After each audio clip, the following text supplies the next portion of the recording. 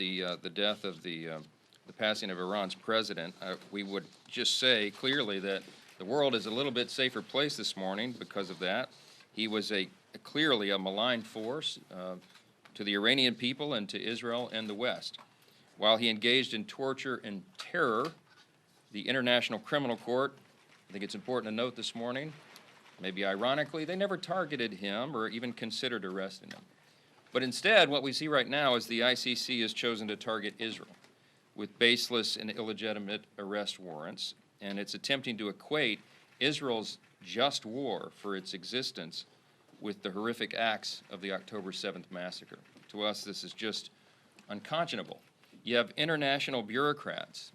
We're not going to allow them to use warfare to undermine state sovereignty or usurp the authority of democratic nations.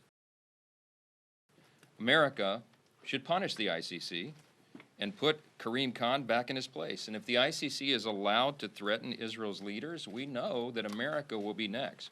There is a reason that we've never endorsed the International Criminal Court, because it is a direct affront to our own sovereignty. We don't put any international body among or above American sovereignty, and Israel doesn't do that either.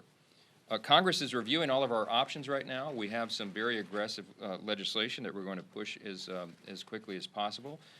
It will impose sanctions, and if the ICC moves forward with its absurd warrant arrest or request, this is going to be an even bigger international problem.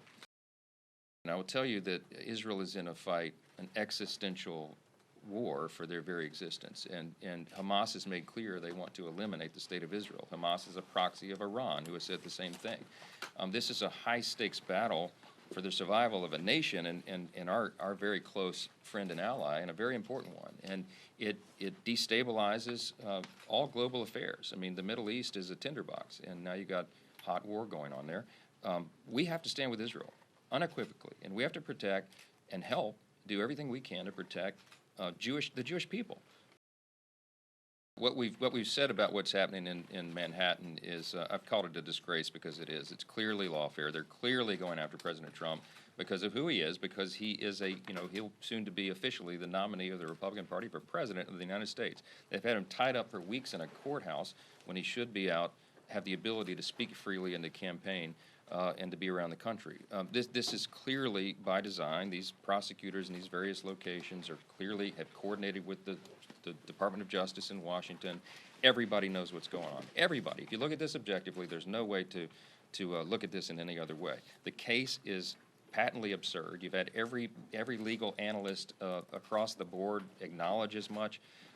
It needs to be handled quickly, and I hope that he will be fully acquitted there and we can move forward. But the damage has been done. They're doing real damage to our system of justice itself. And reaction to these Americans being held in the Turks and Caicos, and whether or not they should have to be sentenced to 12 years for carrying